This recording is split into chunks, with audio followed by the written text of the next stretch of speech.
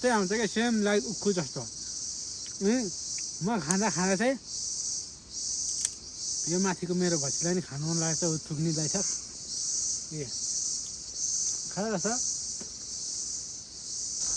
hello everyone नमस्ते सबैजनालाई सबैजना सन्चै हुनुहुन्छ होला म नि एकदम आरामै छु है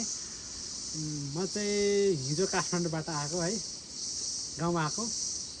अनि आज चाहिँ गाउँको वातावरण एकदम सफा छ क्या घाम लागिरहेछ देख्न सक्नुहुन्छ तपाईँले पारिबाट यो चाहिँ हाम्रो गाउँ हो टक्क लगाएर सफा छ वातावरण हल्का घाम लागेको छ हाम्रो गाउँ चाहिँ कहाँ भन्नुहुन्छ भने चाहिँ दोलखा जिल्ला कालिम्पोङ गाउँपालिका वडा नम्बर 1 तिर हो अनि एउटा कुरा देखाउँछ है हजुरहरूलाई हामी चाहिँ बच्चा बेला लगभग हाम्रो गाउँतिर प्रायः जस्तो बच्चा बेला चाहिँ के खान्थ्यौँ भने म देखाउँछु आउनु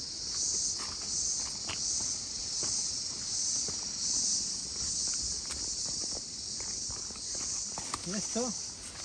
यो छ मकै है मिठो र नमिठो चाहिँ कसरी थाहा पाउने त यसको गुलियो टक्क लाएर यसको चाहिँ टेस्ट गर्नुपर्छ फेरि यो पनि काटेर टेस्ट गर्नुपर्छ अनि टक्क लाएर यसरी काट्ने गाई होइन अनि टक्क लाएर हामीले चाहिँ यो टक्क सफा गर्नुपर्छ यसरी टक्कलाई यो गुलियो छैन फेरि टक्कलाई उक्खु जस्तो सेम लाइक उक्खु जस्तो हुन्छ गुलियो छैन यसरी यो गुलियो छ अब यसलाई यो मकै चाहिँ यसरी खोसाल्ने यो मकै चाहिँ फेरि अहिले पोलेर खानुपर्छ ल त भएर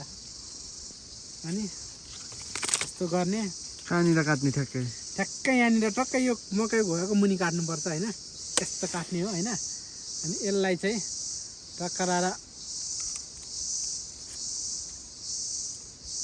यस्तो गर्ने टास्नेबाट राम्रोसँग टास्नुपर्छ यसको चाहिँ रस आउँछ क्या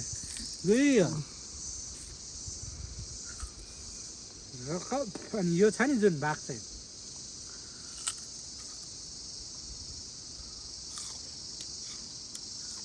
हो नाइस बुली यो उक्खु जस्तो कस्तो छ टेस्ट हामी बच्चा बेला चाहिँ एकदम